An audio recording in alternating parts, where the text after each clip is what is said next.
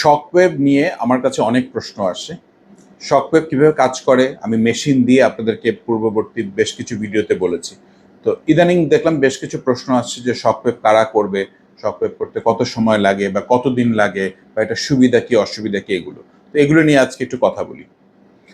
শকওয়েভে আসলে লো intensity shockwave, মানে একটা অল্প ধারায় বা অল্প ওয়েভ লেন্থ বা অল্প ইয়েতে আমরা ফ্রিকোয়েন্সিতে এই শকওয়েভ থেরাপিটা করে থাকি। এটা কাদের জন্য করা হয় বা কাদের কাজ করে? যাদের mild to moderate form of erectile dysfunction রয়েছে। ইরেকটাইল ডিসফাংশনের বেশ কিছু ক্রাইটেরিয়া আছে, আমরা কখন মাইল্ড বলবো, কখন মডারেট বলবো, কখন সিভিয়ার বলবো। সিভিয়ার ইরেকটাইল ডিসফাংশনে শকওয়েভ খুব একটা ভালো কাজ করে না, বাট মাইল্ড টু মডারেট যে ইরেকটাইল ডিসফাংশনগুলো রয়েছে সেখানে শকওয়েভ খুবই ভালো কাজ করে। তো এটা কাদের কাজ করে? সাধারণত যারা 25 to 55 এইজের মধ্যে থাকে বা 60 পর্যন্ত তাদের ভালো কাজ করে। বয়স হলে হয় কি টিস্যু রিজেনারেশনটা একটু স্লো হয়ে যায়, অতটা ভালো হয় না, তো তাদের খুব একটা ভালো কাজ করে না। এখানে কি হয়?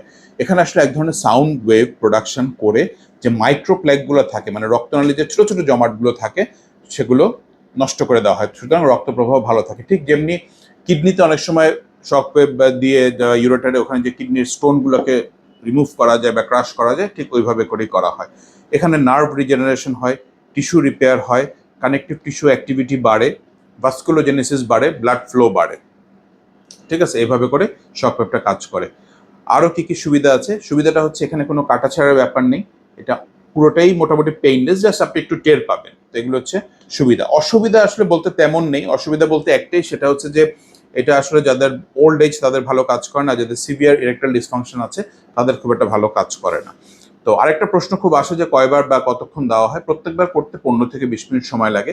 ইউজুয়াল ডোজ যেটা, সেটা হচ্ছে আমরা উইকলি একবার করি, এরকম 8 থেকে 12 বার।